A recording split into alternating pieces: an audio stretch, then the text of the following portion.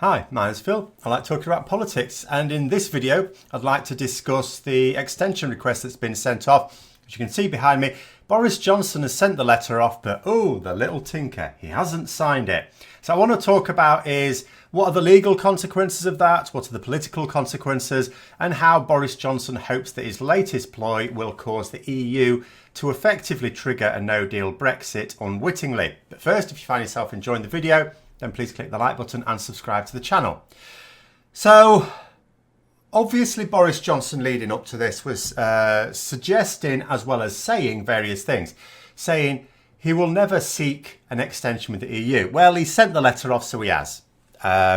He hasn't signed it. Now, I'll be honest, I thought he had to sign it. I did. I think a lot of people would have thought he had to sign it, which of course is why not signing it when you don't have to, which it turns out he doesn't have to, is not a big problem. The fact of the matter is that the letter has been accepted by Donald Tusk, the EU Council President, as a valid request for an extension by the UK. And they obviously just needed the letter as a bit of paperwork. It was obvious that we were asking for it. UK Parliament had clearly said that under these circumstances we definitely want an extension. We know that Parliament wants an extension. No one believes that we can get the deal through, even if Boris Johnson gets Parliament to approve it by October the 31st. It's simply not possible to get the legislation through.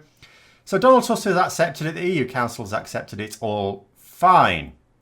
So the not signing it is just so that he can say to the Daily Mail and other Brexit supporting papers as well as people, I said I wouldn't sign it and I didn't sign it. But he also said he wouldn't seek an extension, and he has. He would also say he'd rather be dead in a ditch, and he's not. At least not yet. Does anyone know a good ditch? Maybe he couldn't find one. I was actually suggesting he probably should go to Scotland to do it. Reason being, it's unlawful to try and kill yourself in England and Wales, so the police would be honour bound to stop him. Maybe not so much in Scotland.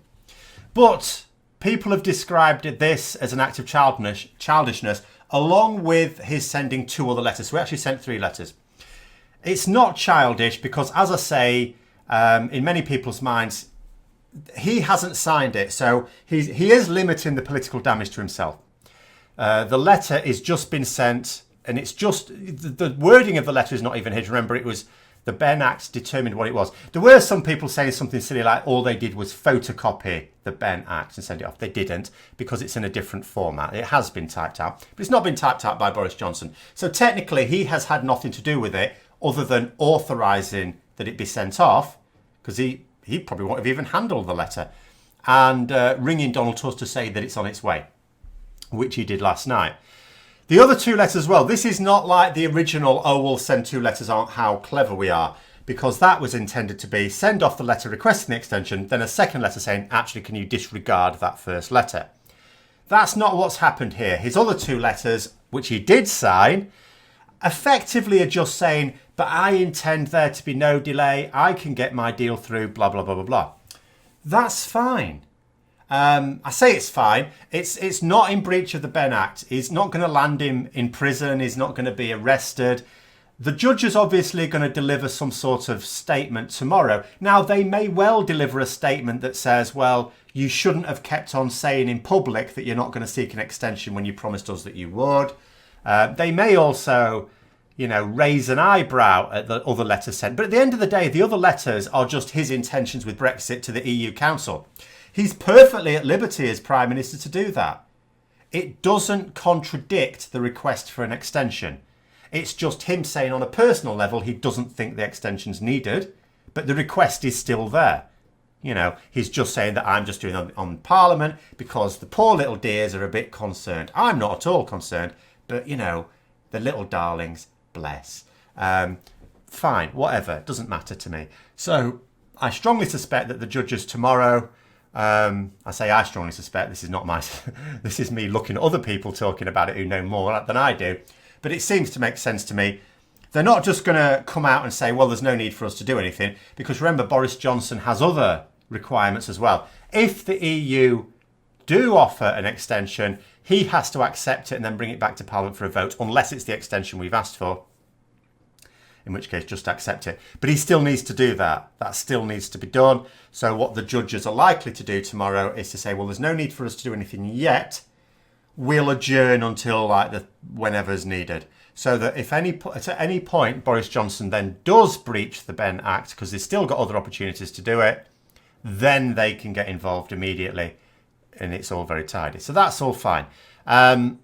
So in terms of why he sent the 2 letters and why he hasn't signed it, not so much the why he hasn't signed it, more the 2 letters. What is it to do? It's to look defiant to the Brexit public. That includes not signing it. It's just to look defiant. And to avoid taking any political damage from him having to have sought the extension, even though that's what he's done. But at this point, it becomes a point of semantics. If you're a Brexit and a Johnson supporter, you can say, well, he hasn't sought the extension. He's just allowed the letter to go off. He had to. But the other thing is to encourage the EU leaders not to make a rush decision, because here's the thing. If Boris Johnson at any time gets Parliament to vote for his deal, in theory, there's a little caveat to that in a moment, then he can recall that request. He can just cancel it. He can tell the EU, actually cancel that request. We don't need an extension now. Even if we still do, and even if Parliament wants an extension, he can just say, actually, we don't need it anymore. But if the EU make an extension request and it's accepted and it's written into law, as soon as Parliament approves it, it's written into law. At that point, he can do nothing. We are going to get the extension. And because there isn't time to get a deal before October 31st, despite what he says, he can't get his no deal. That's what he really wants. So we'll still be in the EU on November the 1st, something he said would definitely not be doing. And he's still saying that. So that's all it's about. But remember, the Letwin amendment from yesterday means that even if he gets MPs to vote for his deal, that he cannot recall that extension request. It's still there.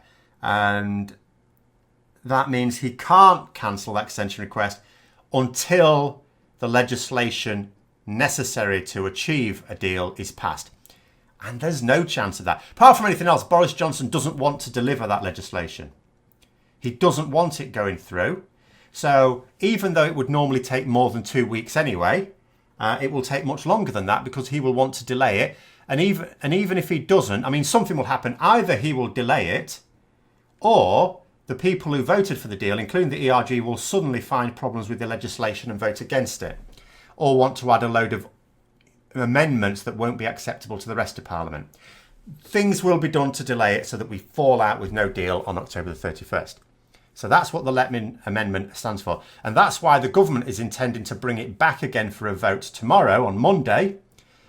Although I don't see how they can do it, and we don't know that they can do it, by the way, because the Speaker cannot make a decision on it, even though he was asked by lots of MPs about the ins and outs of it. He cannot make a decision until he has seen it. The government have not presented him with the motion, so he can't make a judgment until they do. But I don't see how they can do it. It would definitely be government bullying if they somehow did. But even if they did, how are they going to get the votes to be materially different? It sounds crazy to me. Because Boris Johnson is in a bit of danger here in terms of this. Remember, this deal is for no deal. That's all it's for.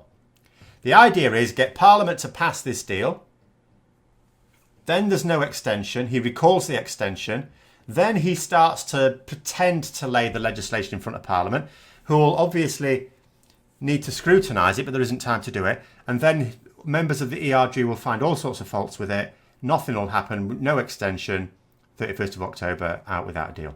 And even if he does get if the deal has to be passed, his ultimate aim will still be no deal. It's just that that'll be another 14 months later. He'd rather not. He'd rather do it now. Or at least his supporters would rather do that now. So that's the situation framed in. So where are we in danger? No, where is Boris Johnson in danger now? He's in danger because, first of all, the Letwin Amendment has passed. That means the legislation is going to be scrutinised. Remember, it hasn't even been shown to MPs yet. They haven't even seen it. But when they do, then they're going to pick it apart and find all sorts of faults with it. And the other thing is, MPs are now starting to see the potential for amendments. Here's the situation. I said on Friday, I believed, and I still sort of do believe, that Boris Johnson probably does have enough MPs to get his deal passed. But most of those MPs are not doing it because they trust Boris Johnson. Not a single MP trusts Boris Johnson, not even members of his cabinet, especially not members of his cabinet. Not a chance. They're doing it for their own political purposes. Okay, sometimes for selfish, self-preserving tactics, sometimes for other things, sometimes for personal gain. Whatever it is, they have their political reasons for supporting it. But there are a number of MPs, and there don't need to be many, that do want a deal, and they can sort of see how this withdrawal agreement might lead to the sort of eventual deal they want, but they don't trust Boris Johnson to deliver it. But with amendments, they can see actually with amendments, yeah. For example, there's a suggestion of an amendment coming up that ensures that we will remain part of the customs union with the EU. Comprehensive customs union. That, all of us, so you've got a situation at the moment, some MPs thinking, right, do I support this deal or do I oppose the deal? For political reasons, I don't want to oppose the deal. But actually, if it's a case of support this deal as it is, or support the deal with an amendment that guarantees we're going to stay in the customs union, that's great, because I want guarantees.